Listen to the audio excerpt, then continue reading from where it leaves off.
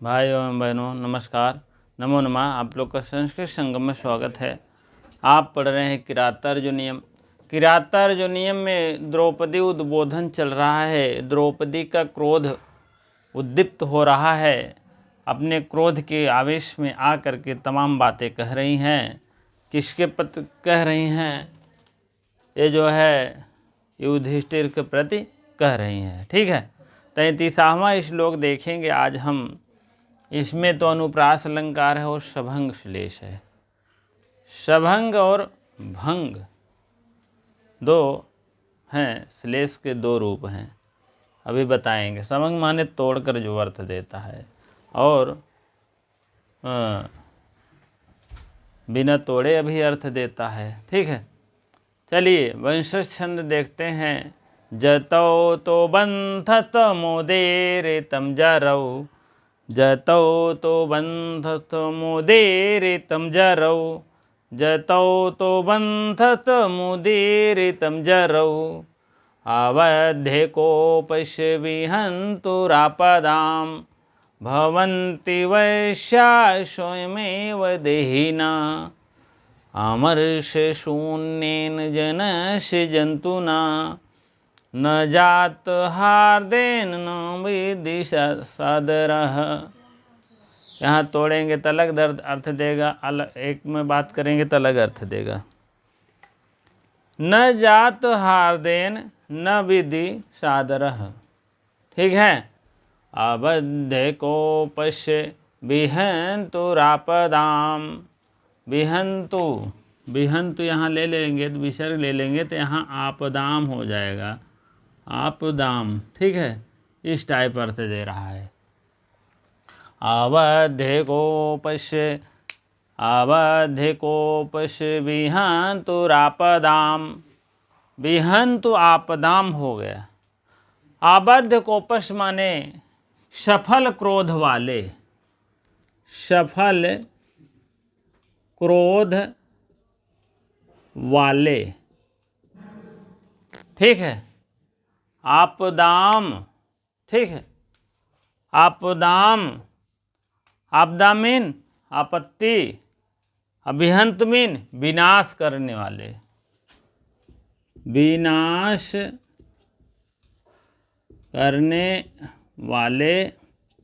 आपदा मीन आपत्ति, आपत्ति होती है ना, आपाति, आपत्ति, आपत्ति आती है। भवन्ति मीन भवति भवता भवन्ति, भवति भवता भवन्ति, भवसि भवता भवति, भवान भवावा भवामा।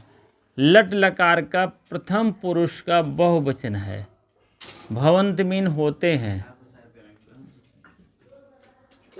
वश्याः स्वमेव, स्वयं धन एव हो जाएगा, यू, स्वयं धन यू। स्वमेव देहिना, देहिना मीन प्राणी, प्राणी।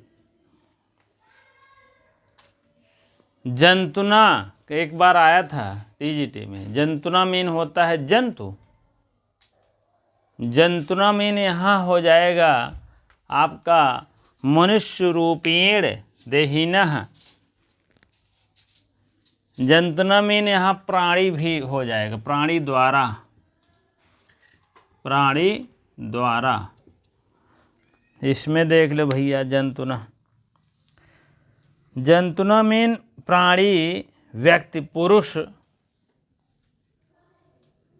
व्यक्ति या पुरुष, प्राणी, इतना अर्थ है जंतुना में। जंतु मत कहना, जंतुना मीन। पहला ऑप्शन आएगा जंतुना का अर्थ है, जंतुना को अर्थ, तो आएगा ए ऑप्शन जंतु, बी ऑप्शन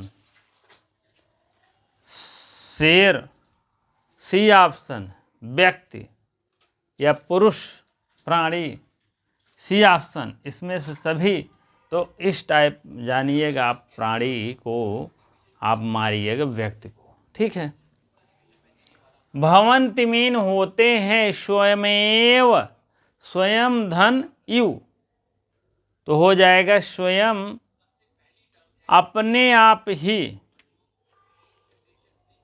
अपने आप ही, और अपने वशमिन अधीन,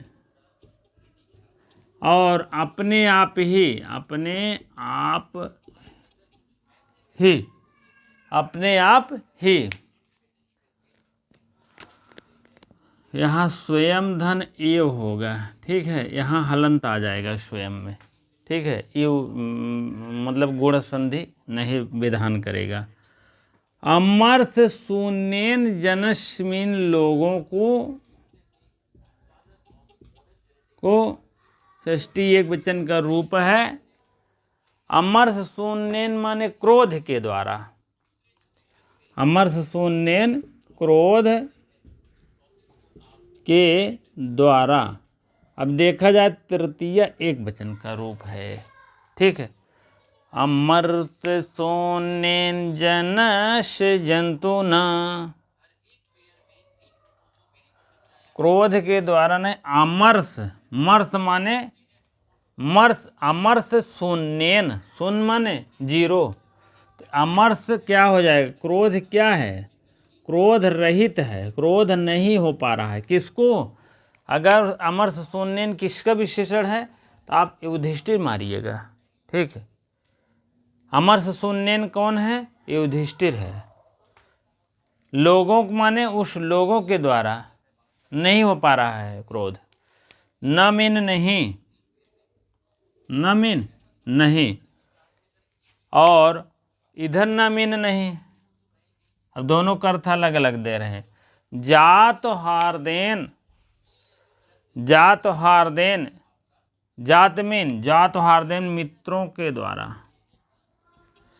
मित्रों के द्वारा।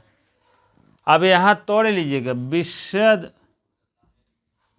विदिशा धन आदरा, आदरा, ठीक है। विशदा धन आदरा कर दीजिए। दूसरा अर्थ देंगे विशिदा, यहाँ दरा अलग कर दीजिए, इसका अलग अर्थ है, उसका अलग है। विशदा यही है आपका सभंग श्लेष, तोड़कर अलग दे रहा है अर्थ, बिना तोड़े भी अलग दे रहा है, ठीक है। विशदा, विशिदा मीन होता है शत्रु के द्वारा, शत्रु के द्वारा, और दरा मीन होता है दुश्मन, ठीक है। विशिदा दरा, आदरा मीन सम्मान, आदरा मीन यहाँ अर्थ ले लेंगे तो सम्मान हो जाएगा, सम्मान, ठीक है। और उसके बाद दरह का अलग अर्थ देता है। दरह मीन होता है भय, भय, भय। कहने का मतलब है, फिर देख ली, सफल क्रोध वाले, और विहंत मीन होता है विनाश करने वाले। आपदाम माने आपत्तियों को, भवंत मीन होते हैं अधीन, वश्य मीन अधीन, स्वयं एव मीन अपने आप ही, देहिना मीन प्राणी को। अमर्ष शून्यन क्रोध रहित, क्रोध नहीं है जिसको, और जनश मीन लोगों को, 6 लोगों को नहीं, 6 पावर 1 है। जंतुना मीन प्राणी को, उस व्यक्ति, उस प्राणी की बात कर रहे हैं जो अमर्ष शून्य है। न मीन नहीं, जात हार्देन माने मित्रों के द्वारा, न मीन नहीं, विशदा आदरा, विशदा मीन होते शत्रुओं की, और आदरा मीन होते सम्मान। शत्रुओं के द्वारा सम्मान नहीं मिलता है, और मित्रों को द्वारा भी आदर नहीं मिलता है। कहने का मतलब, मित्रों के द्वारा सम्मान नहीं मिलता, न मीन नहीं, इधर मित्रों के द्वारा सम्मान नहीं मिलता, शत्रुओं के द्वारा आदर नहीं मिलता, दोनों से निपट जाते। कौन? क्रोध रहित। थोड़ा सा अब यहाँ देख लीजिए, अबद्ध कोपस्य, अबद्ध कोप वाले षष्ठी की एक पावर है। भवंत बताए ही हैं, अवश्य स्वयमेव देहिना, ये प्रथमा बहुवचन है।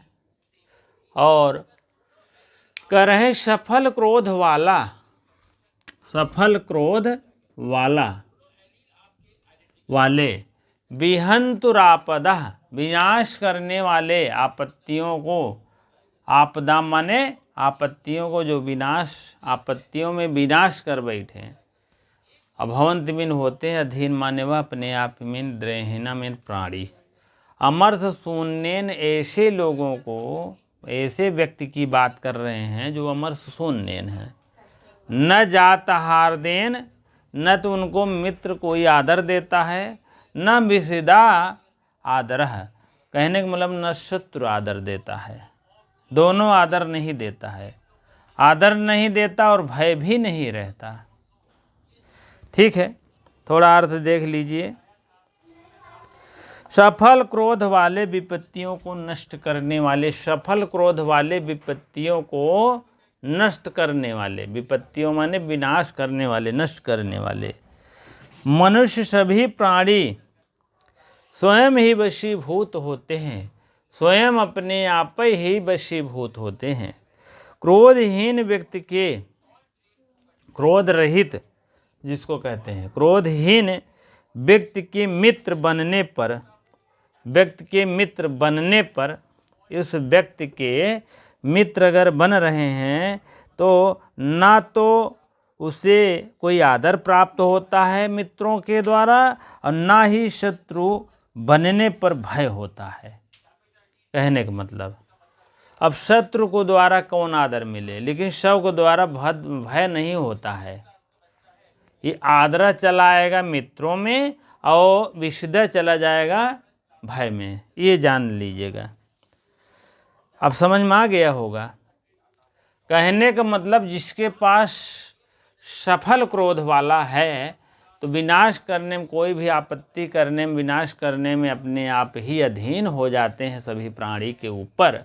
लेकिन क्रोध रहित व्यक्ति अमर्ष शून्यन जनस्य जंतु न, अमर्ष शून्यन माने अमर्ष शून्य के द्वारा, मतलब क्रोध रहित के द्वारा अगर जो व्यक्ति है, उस लोग को, उस व्यक्ति को नहीं, उस व्यक्ति जो है को लोगों के प्रति, जैसे मित्र है, मित्र के द्वारा ना तो आदर मिलता है, सम्मान मिलता है, न विषादरह न दरह, विद्यमान शत्रु के द्वारा न तो भय मिलता है। अब ये बताइए, आप मान लीजिए राजा हो, कोई राजा ही नहीं है। एक कहानी सुन ले। एक राजा थे, कहें कि जो है, जब उनको ये हुआ कि जो है राजा मर गए तो ये हुआ कौन राजा बनेगा, तो कहें कि जो है राजा उसी को बनाइए जो एकदम थका फकीर हो, उसके पास कोई लालच मोह माया ना हो। तो नदी किनारे गए तो एक लोग जो है सन्यासी मिले वहाँ पर, कहें आप राजा बन जाइए। कहें ठीक है। राजा तो बन गए भैया, लेकिन जो है कुछ दिन राज किए, तब तक बहुत सीधे साधे हैं, ऐसे थे, क्रोध रहित थे वो। तब दूसरे राज्य के जो राजा थे कहें चलो चढ़ाई कर दो, कब्जा कर लो, इनका राजपाट ले लो। कहें राजा साहब आपके यहाँ चढ़ाई होने वाला है। कहें कोई बात नहीं, आने दो, करीब आ जाएंगे तो हो जाएगा जो होना था। जब एकदम दरवाजे पर आ गए, एरिया में आ गए, कहें राजा साहब एकदम अपने ही एरिया में आ गए हैं। कहें आने दो, कोई बात नहीं, आने दो, हो जाएगा सब ठीक। जब एकदम दरवाजे पर पहुंच गए, उनके राजमहल के एकदम चौखट पे पहुंच गए, राजा साहब चौखट पे पहुंच गए, कोई बात नहीं, आने दो। जब एकदम राजमहल में घुसने लगे तो तब कहे राजा साहब आ रहे हैं, दूसरे देश के सैनिक आ रहे हैं, दूसरे देश का राजा आपका राज हड़प लेंगे। कोई बात नहीं।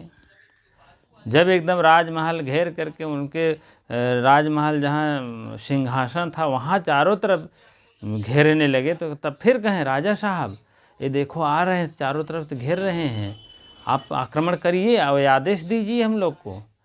इनको ये बात नहीं, आने दो। जब चारों तरफ से घेर लिए तो कहन ये बतावा हमार कहाँ बा, तुमड़ी सोटा कहाँ बा, वो लेके भागे नापन, फिर नदी के किनारे चला गए दब। तो ऐसे राजा से कोई फायदा नहीं है। वही राजा कह रहे हैं अमर सुनेन रहित लोगों को जो व्यक्ति है वो है न तो मित्रों के प्रति ऐसे आदर मिलता है उनको, मित्र अगर उनका है तो कोई आदर नहीं देता है। थोड़ा कड़ा शासन रखे होते तो दूसरे देश का राजा आते नहीं। कड़ा शासन होना चाहिए, सरल भी होना चाहिए, कड़क भी होना चाहिए।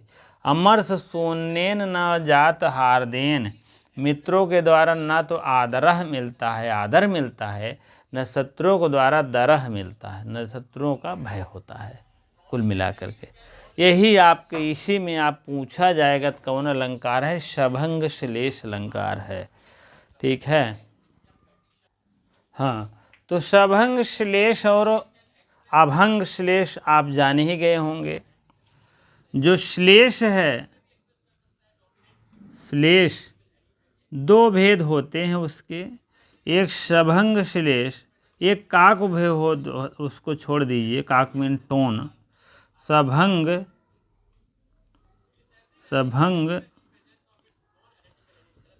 श्लेष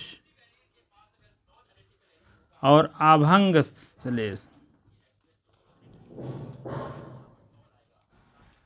सभंग श्लेष अभंग। अब सभंग जो तोड़ दिया जाए, जैसे आपको विशिदा धन आदरा हो गया ना, और डायरेक्ट आप अर्थ निकालेंगे विषदारह, विषदा दरह करके, दरा का अर्थ ले लिए, इसका अलग ले लिए, विषदा में शत्रुओं के डर हो गया ना। तो इसका क्या हो गया, ये आपका सभंग हो गया, ये भंग हो गया। तो श्लेष के दो भेद हैं।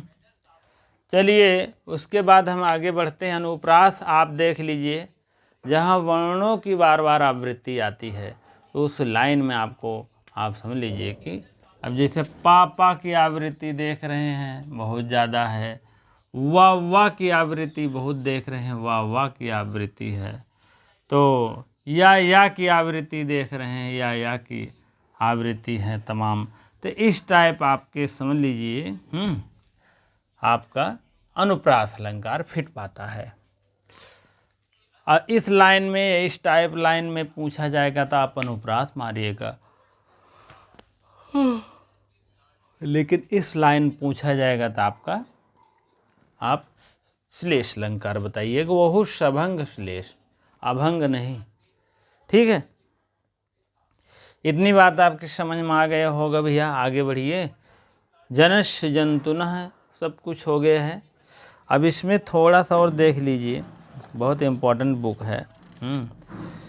ठीक है। आबद्ध कोपस अकारांत है, षष्टिक रूप है, देहिना का विशेषण है। किसका विशेषण है? आबद्ध कोपस जो है यह देहिना का विशेषण है। ये आबद्ध कोपस जो है देहिना का विशेषण है, इसको भी जानते रहिए। देहिना कौन है? प्राणी है। सभी प्राणी की बात कर रहे हैं। जितने प्राणी हैं सफल क्रोध वाले होते हैं और आपत्ति आने पर विनाश कर देते हैं।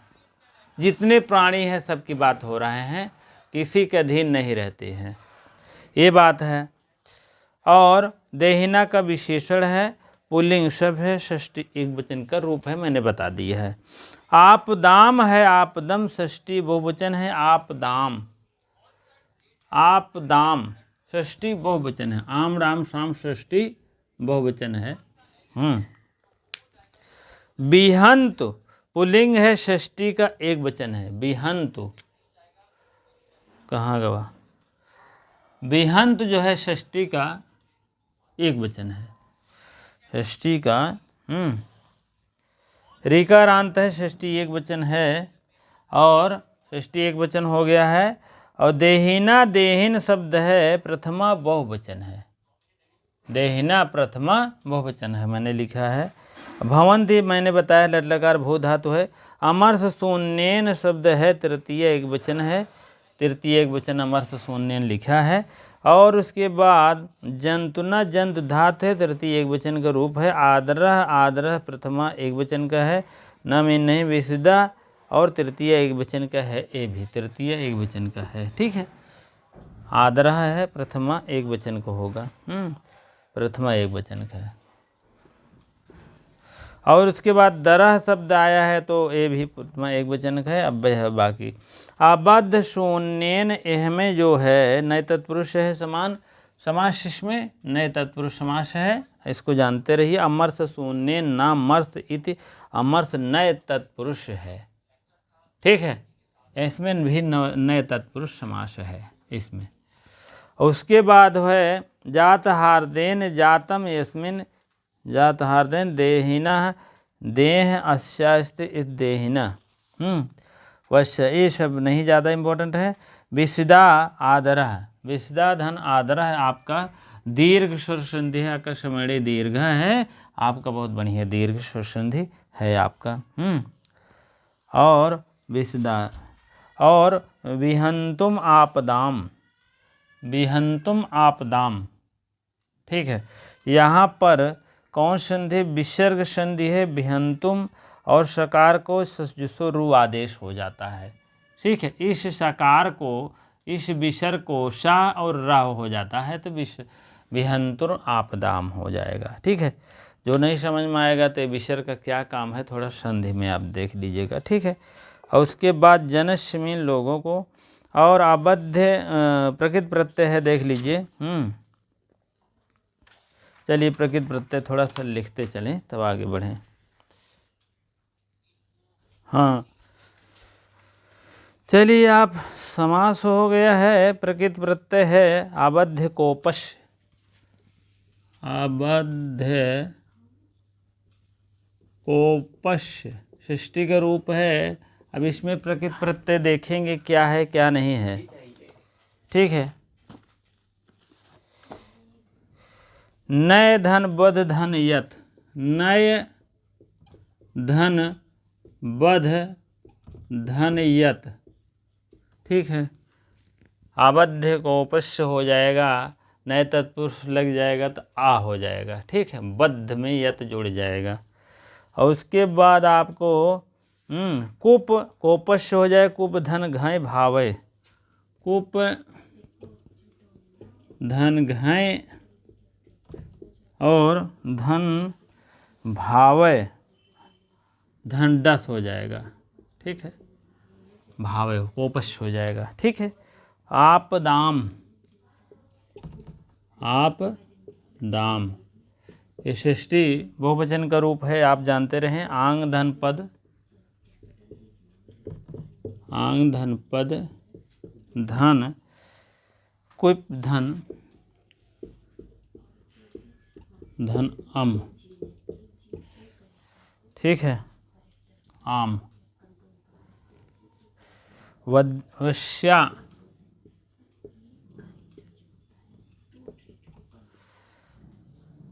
वश धन धनयत वश धनयत धनजस। ये आपका है वश्या है। बिहंत बिहंत बराबर आपका हो जाएगा बी धन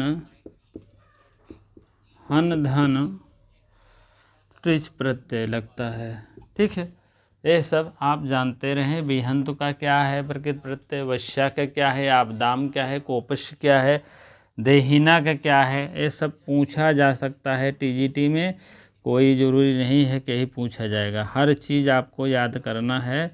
ठीक है, अब तो जान ही रहे हैं। अगर ओ आ रहा है क्या नाम है एलटी, तो उसमें 2 पेपर होना है मेन प्री, तो उसमें आपका लिखित भी आ सकता है लिखने के लिए। तो जब कुछ आता रहेगा बढ़िया से तभी आप लिख सकते हैं। अमर्ष,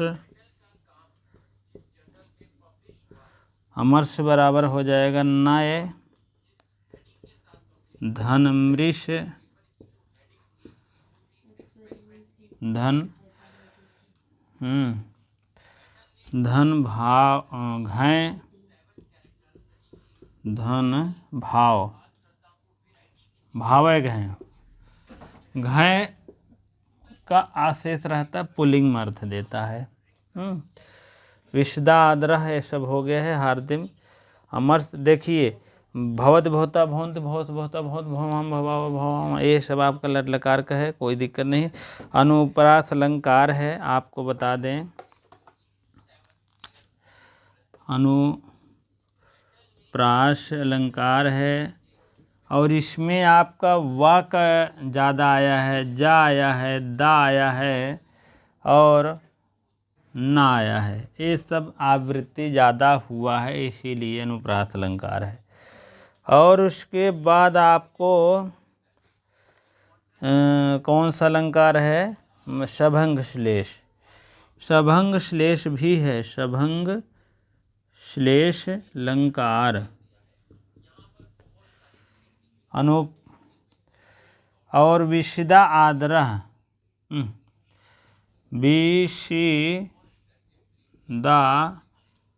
प्लस आदरह, इसमें आपको सभंग श्लेष है। ठीक है। शांत रस है, जान ही रहे हैं। अवंश छंद है, गुण प्रसाद है, वैदर्भी रीति है। ठीक है। परीक्षा की दृष्टि से थोड़ा सा 2-3 क्वेश्चन ले लीजिए।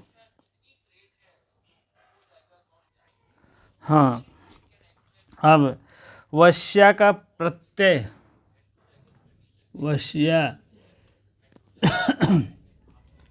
प्रत्यय बराबर क्या हो जाएगा?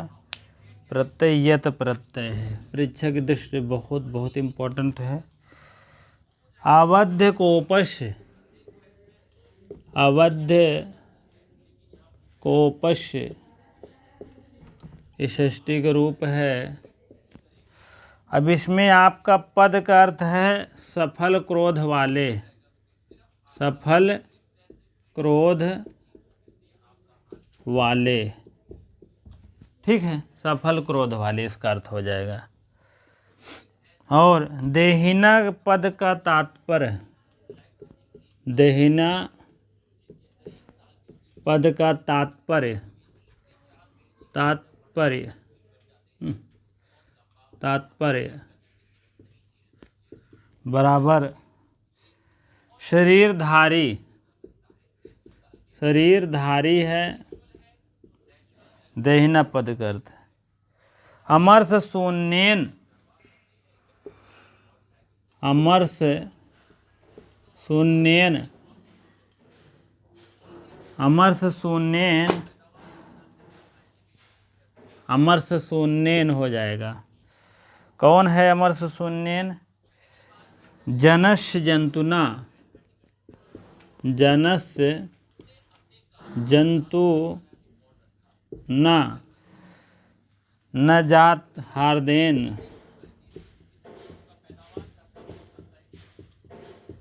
न विशदा, विशिदा विदिशा,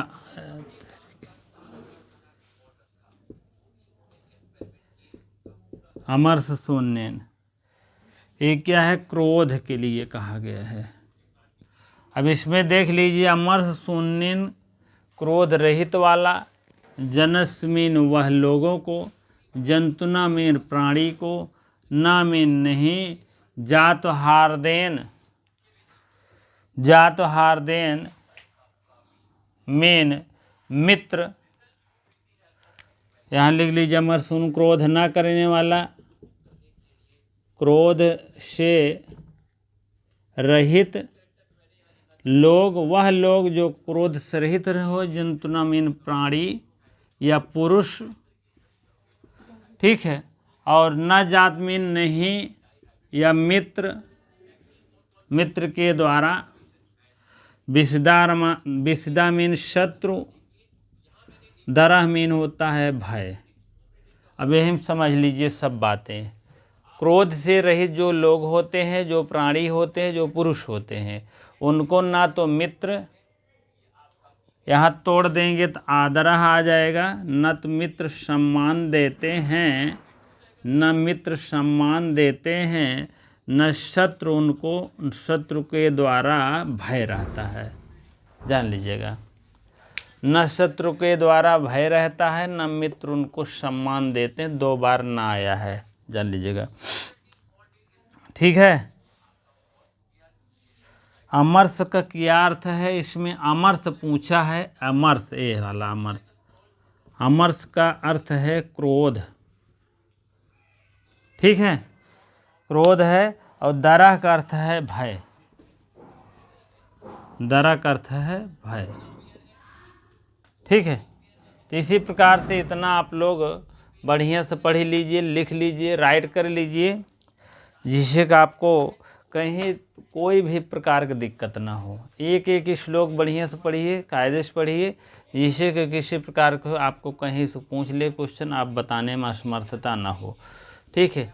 अब ये लाइन जो है नीचे वाली बहुत बहुत पूछा जाता है, कौन सा अलंकार है, विषदा मीन क्या होता है, दारा मीन क्या होता है, आदरा मीन क्या होता है, जात हार्देन मीन क्या होता है, जंतुना मीन क्या होता है, अमर्ष शून्यन मीन क्या होता है, तो कौन सा विभक्ति है, कौन सा रूप है, ये सब आपको ध्यान रख। विषदा मीन होता है शत्रु, आदरा मीन होता है भय, और आदरा मीन सम्मान। तीनों आप जानते रहिए ना।